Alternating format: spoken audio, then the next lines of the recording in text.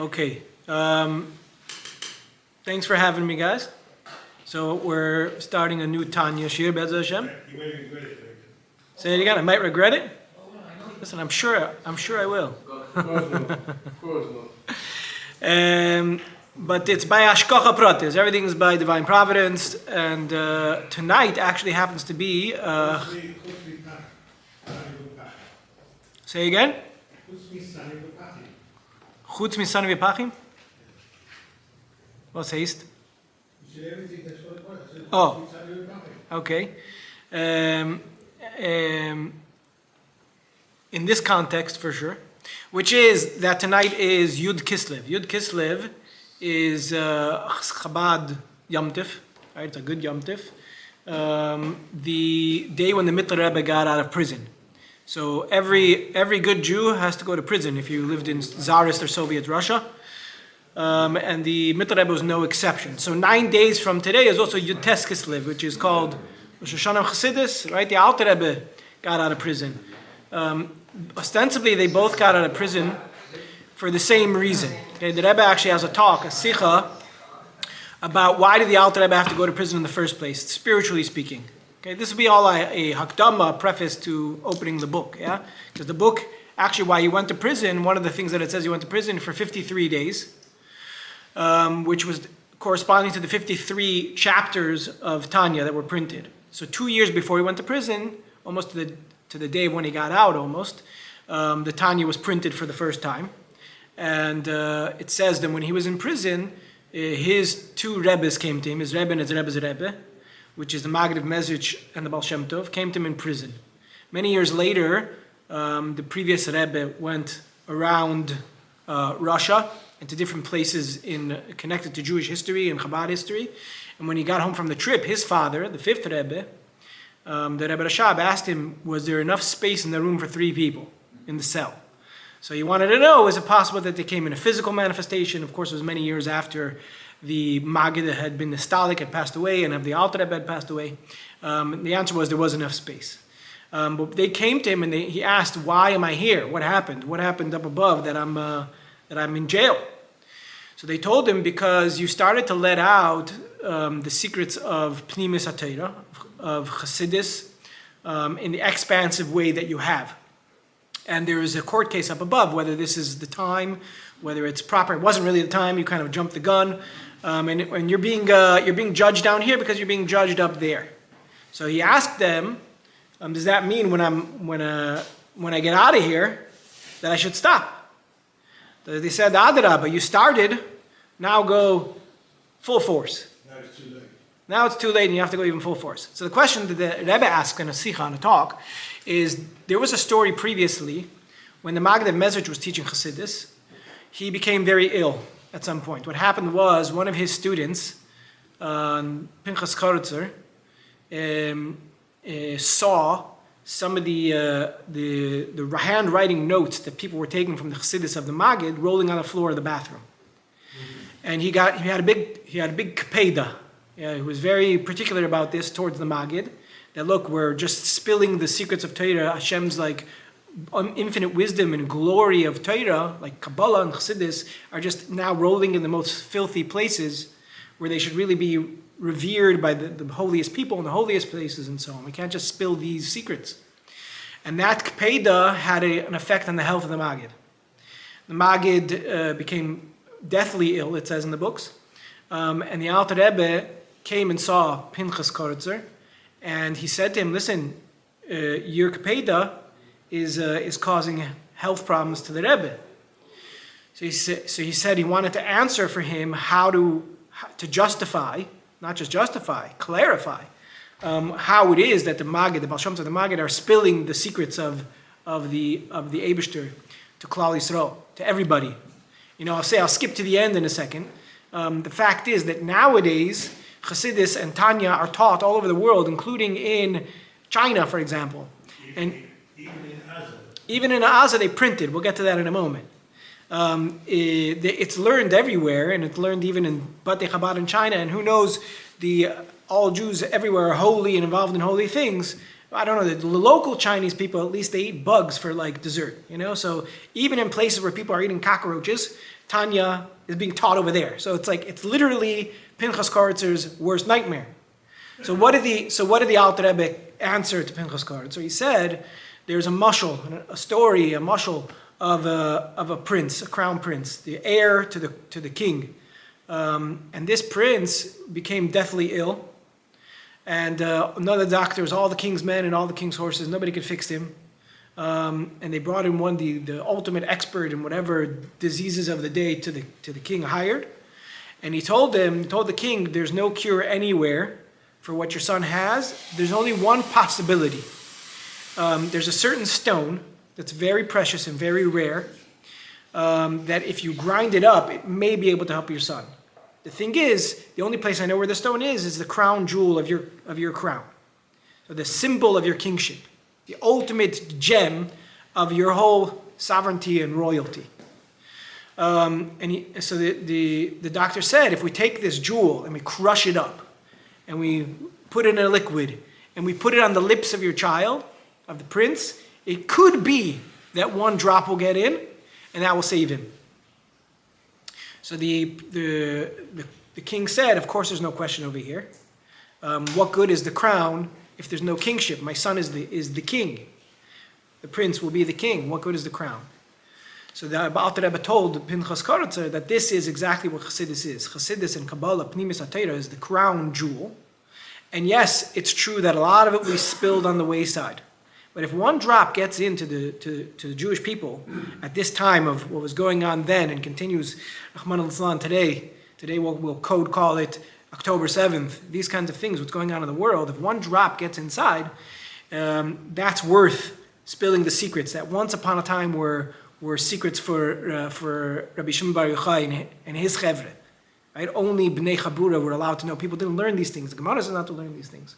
The Ariel took it, our neighbor, Rabbi Shimon's also our neighbor.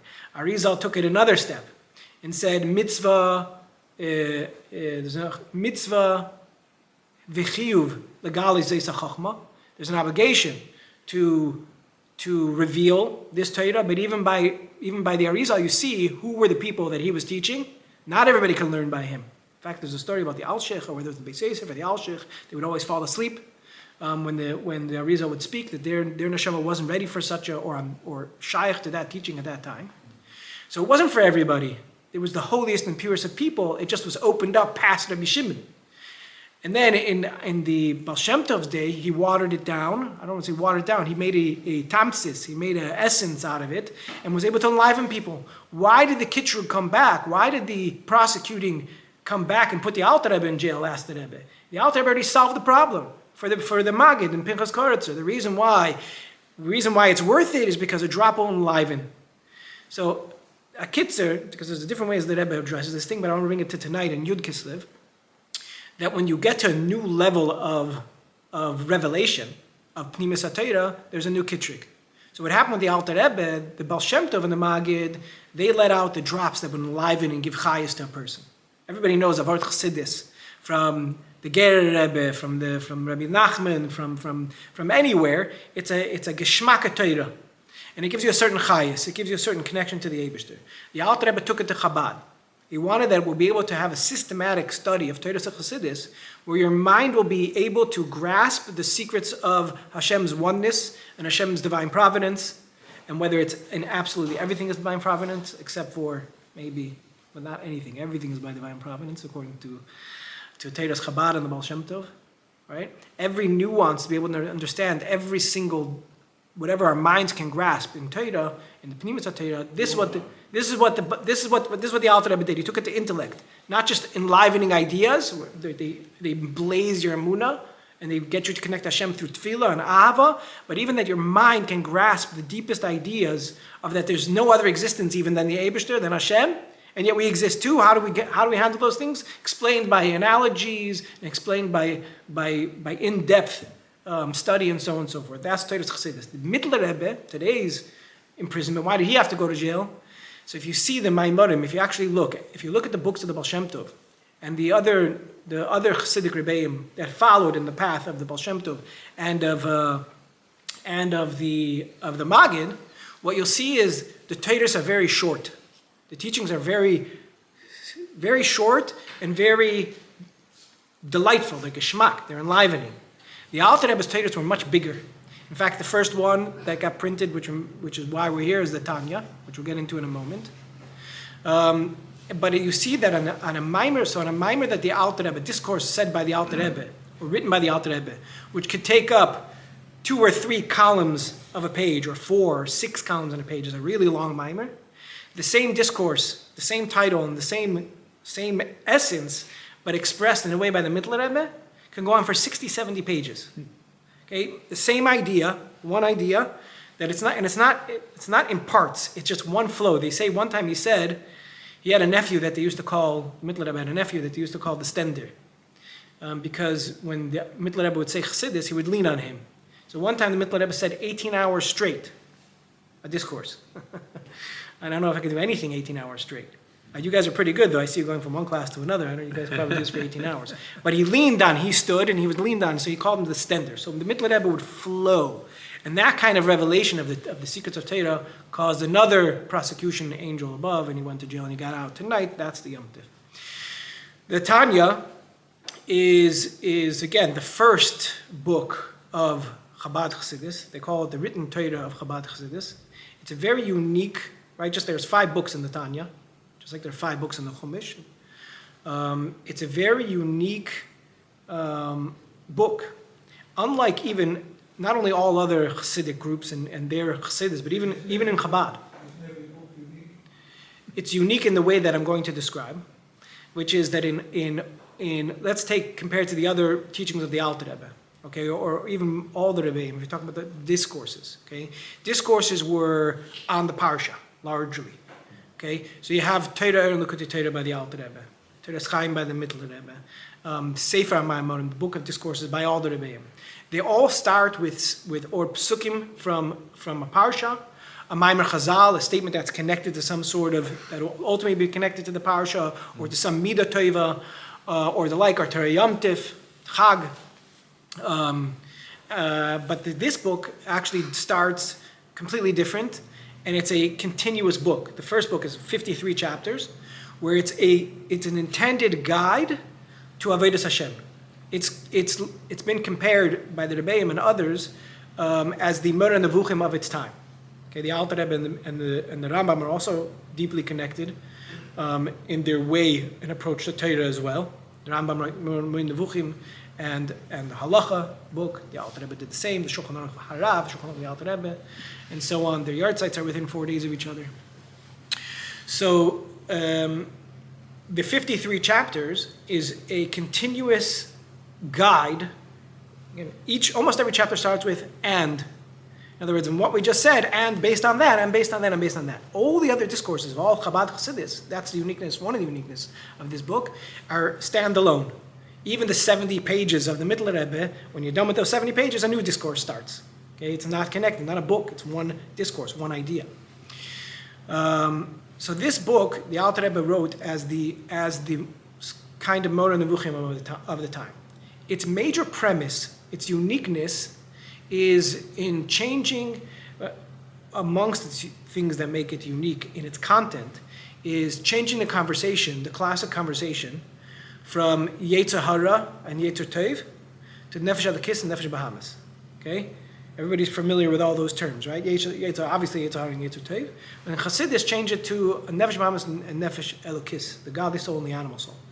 We will get to, in chapter 1, which might take us time to get to chapter 1, or deep into chapter 1, we'll get to a discussion of why the Alter Rebbe did that. What did we gain by changing the terminology? They're not actually the same terminology. We're adding something by calling it 2 souls. The premise of Tanya the first book of Tanya is a guide for a person who really wants to connect to the Eibishter, which the Tanya points out is clearly every Jew. Every Jew has times inside of himself where all he wants to do is learn better, contemplate better, daven better, connect with Avis Yisrael better, be mahader in his mitzvahs better, and then, it's time for football. Or not that football is a bad thing, but like it might actually distract me from, in the middle of my davening, I'll be thinking about whether my team won the football game. Right? In other words, I go to daven, I'm ready to go to shul, I'm ready to learn, but then I don't know, I'm hungry. So I gotta go. It could happen, and it does happen. Forget about all the other complex issues that we all have. Traumas from being kids and triggers. Typical human.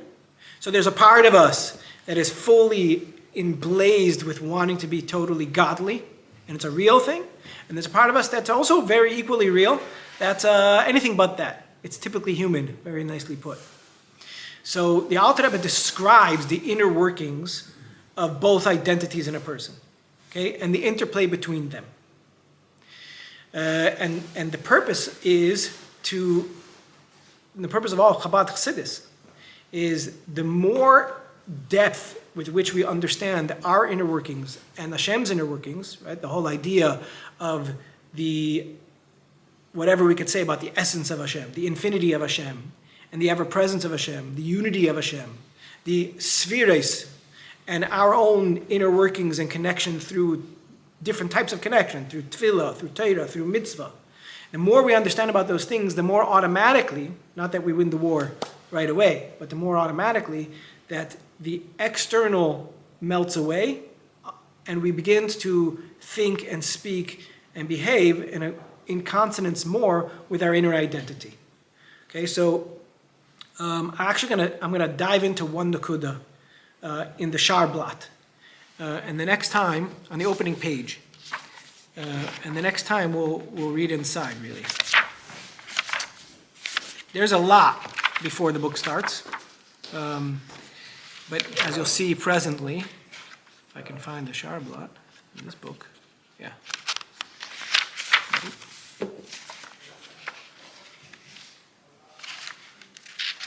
This. Okay, this page is the original cover of the book, okay, and it's actually meant to be learned. What the Alter Rebbe says, and there's a lot. It's basically one sentence, and we could spend for sure the whole half hour on that sentence. I just want to relate to one part, which I just brought up, which is. This book is to show Ki karev alecha hadavar me'od, that the thing, meaning the thing in the Torah is talking about in Sefer Devarim, is talking about Torah and mitzvahs, the connection to Hashem, is very near to every single Jew. Beficha ulvavucha la'aseisei, in your mouth and in your heart, so speech-wise, emotionally, or it could be thought, and la'aseisei indeed. Later in the book, the Alter Rebbe gets into the nuances of those three parts of the statement, that it's very near to every Jew to be connected to Hashem at all times in thought, speech, and action, ultimately. And I want to explain it, says the Alter Rebbe in this book, how it's very near, b'derech arucha uksara, bez Hashem yisborech. Okay? Two things about the Ezra Hashem yisborech. I want to explain it, says the Alter Rebbe. This book is here to explain how it's very near to every Jew to be connected to Hashem 24/7, thought, speech, and action. It seems very near. Before he teaches how it's very near, he reiterates how that's against our own feeling of self, right? We'd rather, in the middle of davening, all stuff can happen that doesn't feel very near. We get confused by our nefesh habahamis, our animal identity. But he ends the statement by saying, I will explain this in the long and the short way, Bez Hashem Yisborech. So there's a play on words there. Two plays on words. What does it mean, Bez Hashem Yisborech? With Hashem's help, I'll explain it. But it also means it'll be in the long and short way with Hashem's help. Meaning the way that we're going to actually achieve this is only with Hashem's help. Okay? What does it mean in the long and short way? Anybody familiar with that terminology? In the Gemara, there's the story of Yeshua ben Levi. Yeshua ben Levi, he meets a prodigy child. And he's new in town, and he says, how do I get to the palace? So the prodigy says, the eunucha says, do you want the long way or the long short way or the short and long way? So he says the short long way, short and long way. So he goes to he follows the path. Quickly he gets to the palace, but he sees there's a moat, right? The ditch with the water, and there's lions, and there's thorns, and there's guards, and there's no way he's going to get to the king. So he goes back to he got there quickly, but he can't get inside. He'll never get inside. He goes back to the prodigy and he says, I asked for the short way, but he said, but it was the long way. So he says, okay, so tell me the long, short way. So it takes him forever, almost forever, to get to the palace, but as soon as he gets there, they let him in. Okay, there's a path that takes a long road to get there. So an analogy, and this is what Chassidus does too, Chabad Chassidus in the intellect, it's the long, short way. The long and short way. So this is the simple read of what the Alter Rebbe is saying here. Why is it? I'm going to explain how it's very near in the long and short way. It's hard work, but it's the difference between the short and long way. In a different analogy is if a person has a skin ailment and he puts on a rash, he has a rash, and he puts on a cream. He goes to the doctor and he gets a topical cream. So the rash goes away. Gewaldig, great. But it comes back 3 months later. So he goes again to the doctor, he says, not working, gives him another cream, it goes away. And then eventually he gets used to the cream, he needs another cream, and he's taking forever. He never reaches the core of the problem. He's taking care of it topically, and he's cleaning it, he's being healed. He gets rid of the symptoms. He feels good about himself, but it always comes back. So what would be the long, that's the short and long way. Short way, gone, but long, it never get there. You never get healed. What's the long and short way? Elimination diet, find out which, is it my fabric softener? Is it the food that I'm eating? I have to fast for 3 days first and get rid of everything and then introduce only an egg and introduce who knows what. And it might take months and months before he figures out what's causing it, but when he figures it out, it's done. It's the long and short way. Chassidus, Chabad, intellect is the long and short way. It's not what was before, the short, long way, which is, yes, you learn the Avart Chassidus, you learn idea in Chassidus, you're emblazed, Eibishter, Hashem is real, Hashem is here, Hashem is with me. But the real work of Chabad Chassidus is the long and short way. That you'd go through the hard effort of internalizing, of almost thinking the way that the teachers, the Rebbe thinks, and thereby getting to the root of the issue. Just one last nakuda on that. So there's 2 ways of reading. There's a tradition of how to read this opening page. Okay, what we said is the Alter Rebbe wants to say it's very near to every Jew in thought, speech, and action to be, and even emotionally, to be connected to Hashem 24/7. That's what the book is about, in the long and the short way. So again, one way of saying in the long and the short way is it's an allusion to the Gemara, which says it's the long and short way. Hard work. When you do the work, you get there. The other explanation is in the long way and the short way. You could read it like that. I want to explain to you, says the Alter Rebbe, how it's very near to be connected thoughts, speech, action, even emotionally to Hashem 24/7. In the long and the short way. 2 ways, the long way and the short way. The first 17 chapters, according to this explanation, would be the long way. The next 8 chapters, 18 to 25, 9 chapters, is the short way. I just want to tell you the distinction between them. And we'll end for the day. What would be the long way? The long way is, and it's a legitimate way and a necessary way, is to explain intellectually to my animalistic side, to the part of me that instinctually believes and knows with good reason that life is a stake. Life is fun. Life is all the good things that make me feel good physically, make me feel good mentally and psychologically, all important things, all good things. But that's what life is instinctually by the animal side. So to explain to the animal side of myself, to use my mind, my brain, which feels that the only thing that's really good is godliness, which we all have sometimes, we all have as a part of us, we all experience it sometimes, to explain intellectually to the part of myself that's all about feeling good, animal side, whether it's physically good, emotionally good, psychologically good, or spiritually good, to explain to that side of myself, what's the true goodness? Only godliness. The truth is that only godliness is the ultimate, the source of all good. To explain to my human brain, to my human intellect, the truth of permeance and permanence of godliness inside of everything, that's the true good that I should be seeking out. That's the long way. It's a long way. It's important and necessary and part of Chassidus, part of Chabad Chassidus. The short way is to realize, not to explain to yourself something new, to realize the core of who you are as a Jew. Every single Jew, in essence, is already connected and desires and ebbs up from his essence the need and the want to be connected to Hashem. So is a true good and a false good? No. So you said it's a true good. So it must be a false good. Okay, there is it says, for example, it says, Chesed lumim chatas, which we'll see in the end of chapter 1. The kindness of the nations is considered sin. In other words, even their goodness is considered something on the side of evil. The word evil and good we'll have to reintroduce next. There's good which is not godly, and therefore, in other words, like cake tastes good, but it's not good for you. So the true good in terms of eating and health would be to enjoy the food that's good for my body. But doesn't mean that cake doesn't taste good. Is godly good and ungodly good? Correct. Really? What's the ungodly good? Klipas noiga it's called. We will certainly get into it. I just want to finish with this nakud that I was saying. We could readdress it, which is, again, what's the long way? Explaining to my human brain the truth of reality. And thereby, I'm only into one thing alone, godliness. What's the short way? Uncovering the true identity of what I already am. That every Jew wants ultimately to be connected to Hashem at all costs. If I can just uncover that and get introduced to that, realize that, that's the short way. Not introducing something new, but relating to something that's already present. Okay. Oh, yeah. Any questions? What's the question? Well, you already asked them.